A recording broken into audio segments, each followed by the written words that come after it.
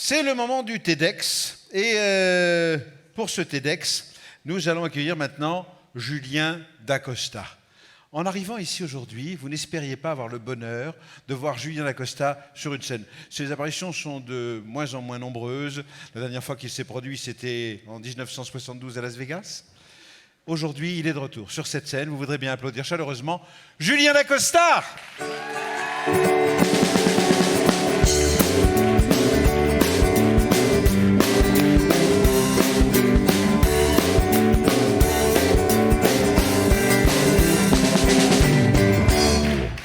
Alors, Julien Dacosta a longtemps hésité entre savoir s'il allait danser le pas de deux du Lac des Cygnes, chanter une partie du répertoire d'Elvis ou faire un TEDx. Nous avons opté pour la version TEDx qui est la plus goûtée par le public aujourd'hui.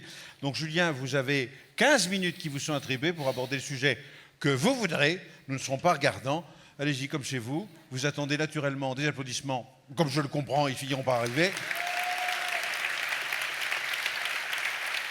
Ça va? Ça va et toi? Oui, très bien. Vous êtes très décontracté. Tu vas rester à côté de moi? Non. Enfin, si jamais vous avez peur, vous appelez, j'arriverai. Oui, ça marche. C'est parti pour 15 minutes. Merci. 61 et 209. 61%, ça représente les économies de matières premières, c'est-à-dire de papier, qu'on fait réaliser à nos clients. 209, c'est le taux de marge brute qu'on produit en plus par feuille imprimée pour chaque feuille qu'on imprime. On imprime moins, on gagne plus. C'est ça une transformation de modèle économique. Bonjour, je m'appelle Julien, je suis imprimeur et je vais vous raconter l'histoire qu'il y a derrière ces chiffres. Pour vous parler de ça, j'ai besoin de vous parler de ce que c'est imprimer. Imprimer, c'est manipuler du papier. Imprimer, c'est de la sensualité. C'est aussi la complexité de la fabrication.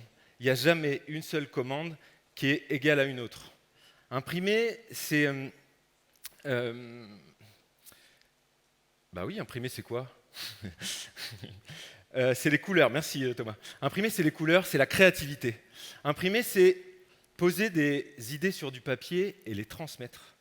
Imprimer, c'est aussi imprimer des livres. C'est permettre à des gens d'écrire des histoires et à d'autres de les raconter ou de les lire. Imprimer, c'est un truc précieux, c'est aussi du temps en dehors des écrans.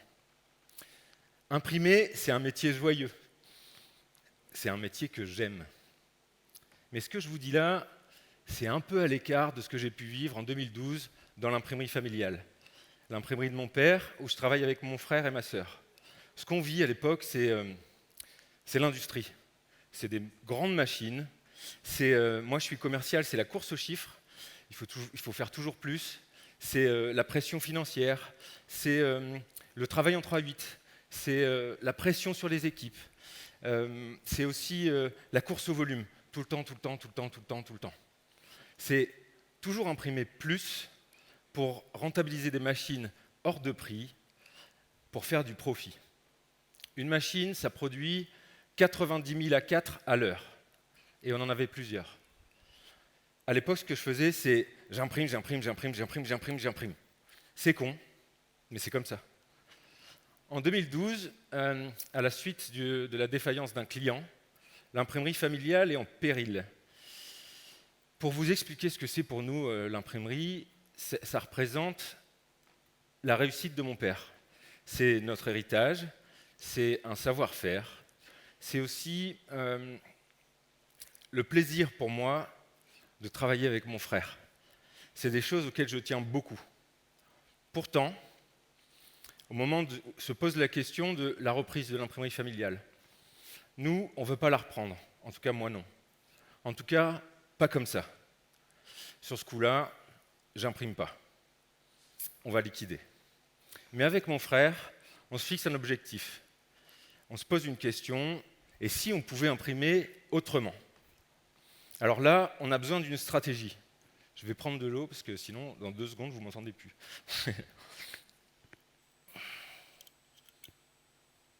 Calix?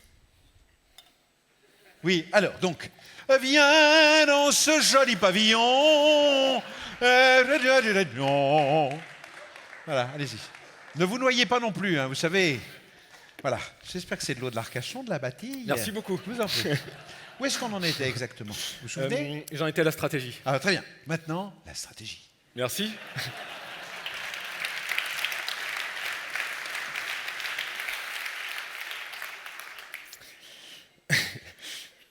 C'était pas prévu, ça.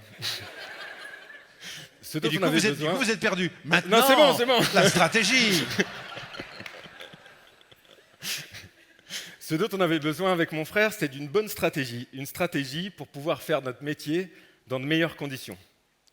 À l'époque, je suis au CJD Hauts-de-France dans une commission expérimentale. Elle s'appelle Économie de la fonctionnalité et de la coopération. C'est là que je vais rencontrer Simon Ledet. Vous verrez, il sera souvent là dans la suite de l'histoire. Et je rencontre aussi des chercheurs. Des chercheurs qui m'expliquent des concepts que je ne comprends pas du tout. En fait, des trucs qui me donnent mal à la tête. Mais en fait, je ne les comprends pas tout de suite. Je vais les comprendre par la suite. Mais j'attrape une question. Il y en a une qui me percute, c'est la question de l'usage. C'est, et vous, vos clients, comment ils servent de ce que vous avez produit? Ben moi, j'en sais rien. Je pose la question au client et la réponse est brutale. C'est-à-dire qu'une bonne partie de ce qu'on produit, ça finit au mieux dans les placards, au pire, à la poubelle. Si on résume, c'est beaucoup d'énergie, beaucoup de matières premières, beaucoup de ressources, la pression sur les humains, juste pour produire un truc qui finit à la poubelle. Ce matin, on a parlé d'absurdité, en voilà une belle. En fait, le métier d'imprimeur industriel aujourd'hui, c'est con, mais c'est comme ça. Sur ce coup-là, moi, j'imprime pas. Mais avec mon frère, on tient la raison d'être de notre future entreprise. On va créer une imprimerie qui gâchera pas de papier, qui produira que des documents utiles et qui produira des documents vivants. On réfléchit, on imagine une solution, mais en fait on se dit comment est-ce qu'on peut parler d'usage quand ce qu'on produit, c'est la quintessence de l'obsolescence. C'est vrai, une fois imprimé, je ne peux plus rien faire. On voit qu'une seule solution, ne pas imprimer. En tout cas, pas d'avance, pas de stock, pas de volume. On va devoir oublier les clichés du métier. Le fameux « plus tu imprimes et moins c'est cher ». Ça fait 15 ans d'expérience commerciale à mettre à la poubelle. Plus encore d'années de gestion d'atelier à re-questionner. Mais en fait, c'est à ce moment-là qu'est né FlexSync en 2016. On imagine une solution, on investit dans un atelier et on investit dans une magnifique plateforme. Sur cette plateforme, nos clients vont pouvoir faire des trucs carrément top. Ils vont pouvoir imprimer au fur et à mesure. Ils vont pouvoir faire des corrections sur leurs documents. Ils vont pouvoir gérer les quantités. Ils vont pouvoir, même s'ils le souhaitent, changer de type de produit pour mettre à jour leurs documents. Nous, on va se rémunérer sur les économies qu'on leur fait réaliser. On se lance. Ça va très vite à ce moment. Et on devient l'imprimeur qui n'imprime pas. Et moi, je deviens l'industriel écolo. Et je ne le fais pas exprès. Mais c'est comme ça qu'on me présente. Ça fait un peu bête curieuse, alors on me demande d'intervenir régulièrement, comme aujourd'hui. Et on fait... en fait, du coup, je me déplace, je témoigne, j'explique. Ça me donne beaucoup d'énergie. Ça fait parler de l'imprimerie. L'histoire est très belle, elle plaît. Mais en fait, la réalité que je vis, c'est bien différent. Finalement, la solution est belle, mais c'est galère à vendre. Ça ne se vend pas du tout, ou alors très difficilement. Et donc on a un gros écart entre ce que je raconte sur scène, c'est fini ça, hein, et ce que je vis dans la réalité. Dans la réalité, ce qu'on vit, c'est des tensions de trésorerie, c'est des chiffres d'affaires qui baissent, c'est des salaires en suspens, des factures impayées, puis des loyers impayés, et puis c'est ma première rencontre avec les huissiers. Eux, ils impriment, hein, et ils m'envoient les documents. Aucun problème. En fait, avec mon frère, on s'accroche, on continue de chercher. Et je ne suis pas tout seul, je parle de ce fameux écart à Simon Ledet, dont je vous ai parlé tout à l'heure, du Club Noé. Simon Ledet et Romain Domicy, c'est deux personnes qui croient au projet, qui vont m'aider à passer un cap. Simon va m'aider à trouver des financements. Romain, lui, est chercheur économiste. Il me reparle de concepts, mais surtout, il m'accompagne tous les jours dans l'analyse de ce que je peux vivre avec mes clients. Il me parle d'invariants. Je ne sais pas si vous savez ce que c'est, vous, les invariants. Pour moi, c'était une découverte, mais ça a tout changé. Un invariant, en fait, c'est un repère. C'est, en fait, plutôt que d'essayer d'imaginer une solution magique pour des clients qui n'existent pas, s'intéresser réellement à ce que les clients vivent. En fait, tout faire pour petit à petit les embarquer avec nous dans notre solution. Des repères, on va en trouver plusieurs. Et on va créer des projets d'impression. C'est ce qu'on voit encore aujourd'hui. Les repères qu'on garde, c'est quoi? C'est un prix unitaire. Il n'y en avait plus dans notre offre avant. C'est la dégressivité. C'est aussi un truc que tous nos clients ont en commun, qu'on avait peut-être un peu oublié. C'est quand ils viennent nous voir, en fait, ils ont un truc à imprimer. Et donc, on invente les projets d'impression, que je peux résumer comme ça, c'est imprimer un prix unitaire fixe, sans engagement de quantité, en échange d'une mensualité. Ce qu'on va proposer à nos clients, c'est une expérience, un parcours, plutôt qu'une offre. Les aider à s'engager avec nous autour de notre projet qui est imprimer mieux. Mais surtout, immédiatement, leur faire économiser de l'argent. En fait, les trucs écolos, c'est bien si c'est moins cher. À partir de là, pour vous expliquer comment ça marche, il y a un client qui vient nous voir, qui me dit « Julien, je veux 1000 exemplaires d'un fly ». En fait, il arrive avec cette demande, il va repartir en fait, avec seulement les exemplaires qu'il va avoir besoin d'utiliser dans les semaines qui viennent. En fait, il faudra que j'arrête de dire « en fait », moi. C'est là où il pensait dépenser 300 €, il va en dépenser 80. Et il repart avec l'idée en tête qu'il va pouvoir corriger son document et qu'il est vivant. Pour eux, pour le client, c'est simple. Il n'y a pas d'engagement. Bon, en fait, si, il y en a deux. Le premier engagement, c'est ne pas imprimer tout en une seule fois. Ça peut paraître évident, hein, parce que nous, on cherche à ne pas gâcher. Mais je dois souvent le rappeler. Ça, c'est la force des habitudes. Il y a un deuxième engagement qu'on leur propose, enfin qu'on leur demande, c'est discuter avec nous de l'utilisation qu'ils auront fait des documents. On va pouvoir comme ça améliorer. On pourrait appeler ça l'obsolescence déprogrammée. Comment ça fonctionne? Qu'est-ce que ça produit chez nous? Ça produit 3 trucs. Nos clients dépensent moins d'argent. Nous, on a plus de clients, mais on a aussi moins de chiffre d'affaires. Vous allez me dire, comment tu gagnes ta vie, Julien, si tu as moins de chiffre d'affaires? Vous ne l'avez pas dit, mais je l'ai entendu. En fait, on gagne notre vie grâce à la mensualité. J'ai mis du temps à trouver la formule de calcul. Du coup, je la garde encore un peu secrète pour moi. Mais ce que je peux vous dire, c'est que dans cette formule, on prend en compte la perte de chiffre d'affaires, les économies qu'on fait réaliser à nos clients et ce que ça nous demande de les accompagner. D'accord? En fait, ce truc-là, ça se vend super bien. Avec mon frère, on s'éclate. Moi, je discute avec les clients d'usage. Je vis dans la réalité tout ce qu'on avait imaginé auparavant. Ça crée des liens très forts avec les clients. Ça, c'est le fait qu'ils partagent l'expérience avec nous. Moi, vraiment, je m'éclate. Et mon frère, lui, il trouve toujours des solutions pour imprimer ce que je vends. Et ce n'est pas toujours simple. Hein. Au final, à ce moment-là, on reprend espoir. Je trouve du soutien auprès de Marion. Ah, ce moment était très dur pour moi. Je trouve du soutien auprès de mon avocate Marion, que vous connaissez. Elle m'aide à négocier des échéanciers, à faire face aux dettes. On signe des gros contrats, et à ce moment-là, on reprend réellement espoir. Là, on est en fin 2019. Cette fois-ci, c'est la bonne. La réalité, ça ne va pas être ça. Mars 2020, on est en guerre. Et moi, je ne suis pas prêt. Et mon imprimerie non plus.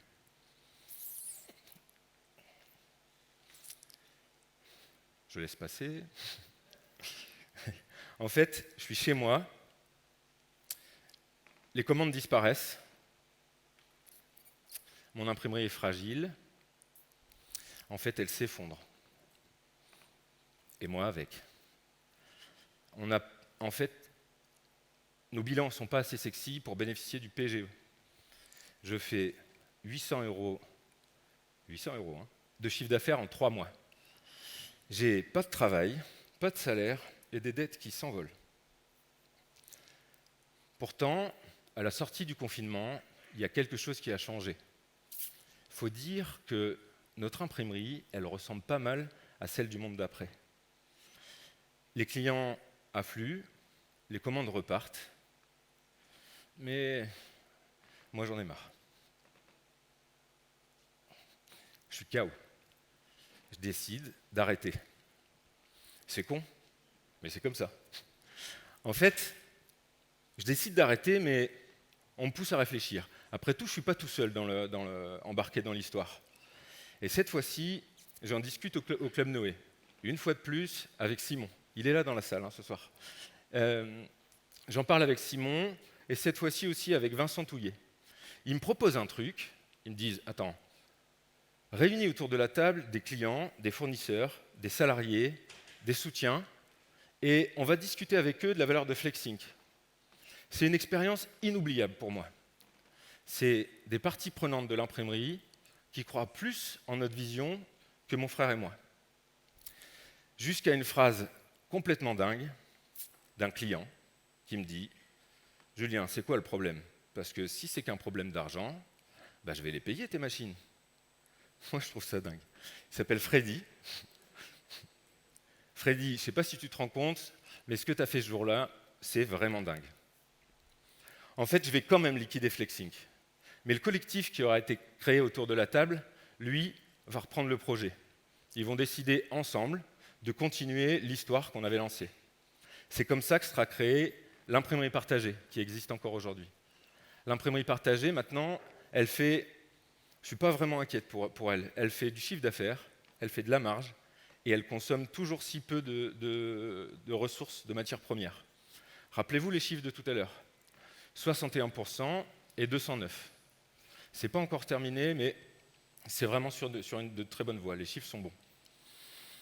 Ce dont je voudrais vous parler, ce n'est pas que des chiffres, c'est aussi de ce qu'il y a derrière, de ce qu'on vit derrière les chiffres. Ce que je vis derrière les chiffres, c'est tout ce que ça a changé dans mon travail. En fait, c'est discuter avec des clients plutôt que de négocier. C'est avoir une offre dont mes intérêts sont alignés avec ceux de mes clients. C'est fini les rapports de force. On parle plus de coopération.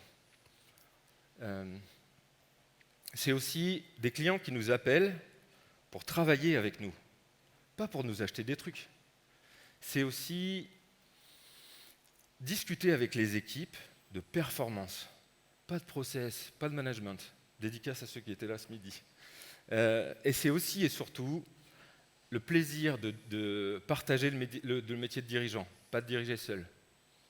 Et le truc que je préfère là-dedans, c'est surtout avoir trouvé un moyen de faire le métier que j'aime avec mon père et mon frère. Ce dont on vient de parler là... attendez, je me suis perdu dans ma tête. C'est faire le métier que j'aime. Finalement, nous, on imprime mieux. Enfin, nos clients impriment mieux et nous aussi. Cerise sur le gâteau, à chaque fois que le papier augmente, à chaque fois que l'énergie augmente, mon avantage compétitif augmente. Et ça, c'est un kiff. C'est aussi, en fait, voilà, je ne sais plus ce que je devais dire. Alors, plus ça augmente, plus c'est avantageux. Je te remercie, plus ça augmente, mieux c'est. Oui, d'accord. Est-ce qu'il faut que ça continue à augmenter? Non, non, ouais, plus ça augmente, plus c'est très bien, je te remercie. Mais il va falloir conclure, par contre. Là, c'est bon. Il me reste 3 minutes. Non, c'est le temps que vous avez dépassé, ça, les 3 non, minutes c'est ta faute. C'est ta faute. C'est ta faute. Si tu n'intervenais pas tout le temps. Mais c'est de ma faute. Je les prends à mon crédit. Ouais, ce que je voulais vous dire, c'est qu'en fait, moi je suis aligné, j'ai trouvé ma place. C'est celle d'accompagner l'entreprise, l'imprimerie partagée, et d'accompagner les équipes. Mais c'est aussi, en fait, accompagner les entreprises qui veulent faire leur métier dans de meilleures conditions. C'est pour ça que j'ai créé, avec Marion, Debunk. Là, aujourd'hui, je témoigne devant vous, mais pas comme l'industriel écolo. Ce dont on vient de parler, ça ressemble à de la décroissance, mais ça n'en est pas. Ce dont on vient de parler, c'est de valeur ajoutée. Ce dont on vient de parler, c'est de pérennité. On ne vient pas de parler de militantisme, on vient de parler de stratégie. On vient de parler de capacité de se remettre en question. Si je devais résumer, un modèle économique qui fonctionne, c'est un modèle qui évolue. Et là, aujourd'hui, on est au CJD. Pour moi, c'est le meilleur endroit pour faire évoluer nos modèles économiques. Et si on se mettait à le faire sérieusement, moi, je trouverais ça pas con et j'adorerais ça.